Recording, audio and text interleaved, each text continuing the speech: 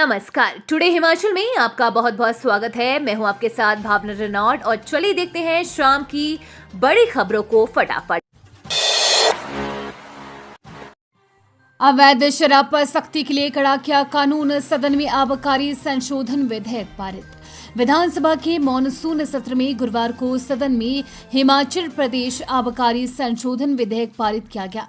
अवैध शराब पर सख्ती के लिए कानून को कड़ा किया गया है। आबकारी संशोधन विधेयक पर चर्चा में रणधीर शर्मा ने कहा कि ये संशोधन जरूरी है। विधेयक में बहुत से संशोधन लाकर नियमों को कड़ा किया है। इसमें पुलिस का काम बढ़ा दिया है।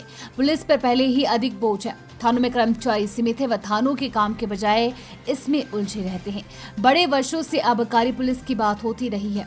इसे किया जा सकता है। वन विभाग में भी वन रक्षक है, पर उन्हें हथियार देने की बात की गई, लेकिन ये काम भी नहीं हुआ और पुलिस कर रही है। हिमाचल के कुछ भागों में एक सप्ताह तक बारिश जारी रहने के आसार, भूस्खलन से 68 सड़कें बाधित। हिमाचल प्रदेश के कुछ भागों में 11 सितंबर तक बारिश का दौर जारी रहने का पूर्वानुमान है। मौसम विज्ञान केंद्र शिमला की ओर से जारी बुलेटिन के अनुसार आगामी दिनों के दौरान बारिश में कुछ कमी आने की संभावना है। वहीं बुधवार को धर्मशाला में 74.4, पांवटा साही में 32.6, पच्छाद में 23.1, बिजाही में 26, धुराको में 18.5, नाहन में 11, शिमला में 5.2, नाहन में 11 व डलहौजी में 6 मिलीमीटर बारिश दर्ज की गई है। उधर जगह जगह भूस्खलन के चलते गुरुवार सुबह 10 बजे तक एक नेशनल हाईवे सहित 68 सड़कों पर वाहनों की आवाजाही ठप रही। 3 पुल भी क्षतिग्रस्त है। इसके अतिरिक्त 13 बिजली ट्रांसफार्मर भी प्रभावित चल रही हैं।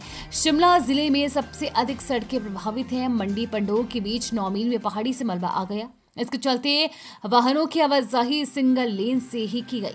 वर्तमान में सप्ताह में 2 दिन 2 घंटे मार्ग का मरम्मत कार्य हो रहा है। वहीं किन्नौर जिले में निगुलसरी के पास भूस्खलन से बंद नेशनल हाईवे 11 घंटे बंद रहा और बहाल हुआ है। शिमला में भी सड़क पर पेड़ गिर गया। शिमला में मस्जिद निर्माण मामले पर सांसद ओवैसी के बयान पर विक्रमादित्य सिंह ने किया पलटवार। हिमाचल प्रदेश की राजधानी शिमला के संजौली में मस्जिद निर्माण मामले पर राजनीति भी तेज हो गई है।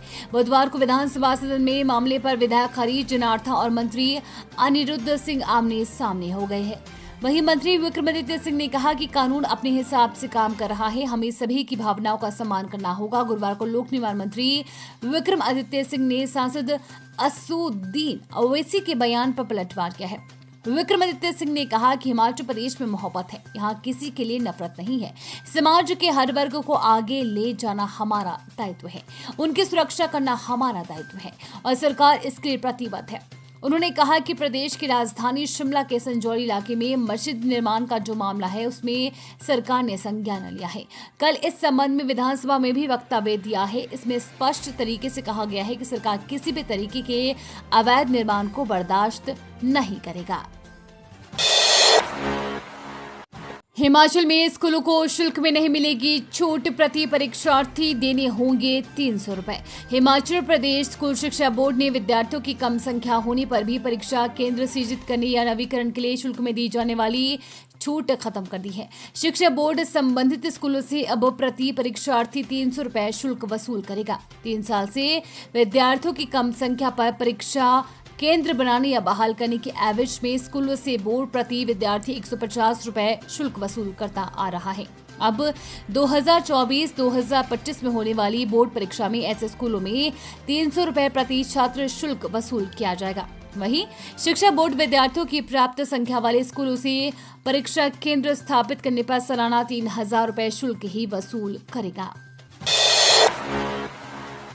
जल शक्ति विभाग बग्गी के 1300 टेंडरों पर विजिलेंस जांच की आज ठेकेदार ने की थी शिकायत। जल शक्ति विभाग मंडल कराली बग्गी पर लगे भ्रष्टाचार के आरोपों के बाद 1 साल में किए गए टेंडर जांच का दायरे में आ गई है। विजिलेंस टीम 1 साल में आवंटित किए गए 1300 से अधिक टेंडरों की जांच करेगी और पता लगाएगी कि इनमें कोई अनियमितता तो नहीं बरती गई है। भ्रष्टाचार के आरोप वाली शिकायत को गंभीरता से लेते हुए विजिलेंस टीम मंडी जांच में जुटी है। विभागीय अधिकारियों पर चुनिंदा ठेकेदारों को लाभ पहुंचाने के आरोपों को खंगालने के लिए हर टेंडर को जांच और परखा जाएगा। भरमौर भरमाणी मार्ग पर कार दुर्घटनाग्रस्त, धर्मशाला के 3 लोग घायल। भरमौर भरमाणी माता मंदिर मार्ग पर रात 8:30 बजे एक मारुति का दुर्घटनाग्रस्त हो गई। हादसे में 3 मणिमहेश यात्री घायल हुए हैं। घायलों को उपचार के लिए नागरिक अस्पताल भरमौर पहुंचाया गया, जहां उनका उपचार चल रहा है। धर्मशाला के कुछ लोग मणिमहेश यात्रा पर निकले थे। कार सवार यात्री भरमौर से भरमाणी माता मंदिर की ओर जा रहे थे। भरमौर से मात्र आधा किलोमीटर दूर गोठडू नाली में अचानक कार अनियंत्रित होकर लगभग 50 फुट नीचे लुढ़क गई। रात को अंधेरा होने के बावजूद अन्य यात्रियों ने सभी घायलों को नागरिक अस्पताल भरमौर पहुंचाया। इमरजेंसी ड्यूटी पर तैनात डॉक्टर रुचिका ठाकुर ने बताया कि चालक को अधिक चोटें आई हैं, जबकि अन्य 2 को भी चोटें आई हैं। तीनों की हालत स्थिर है। घटना की सूचना मिलते ही पुलिस ने घटनास्थल पर पहुंचकर आगामी कार्रवाई शुरू कर दी है। एम्स बिलासपुर में हेली एम्बुलेंस सेवा शुरू करने की तैयारी। आपदा के समय तुरंत मिलेगी मदद।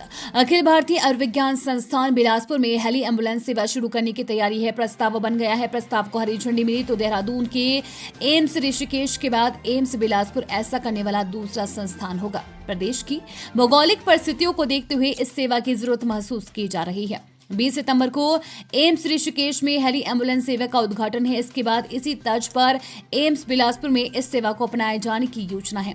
इन सेवाओं के लिए अधिकृत एजेंसी कौन होगी और ये कब से बिलासपुर एम्स में शुरू होगी, ये सब अभी योजना का हिस्सा है। इसके लिए एम्स बिलासपुर उच्च अधिकारियों के साथ बैठक करेगा। इसके बाद इस प्रस्ताव को आगे बढ़ाया जाएगा।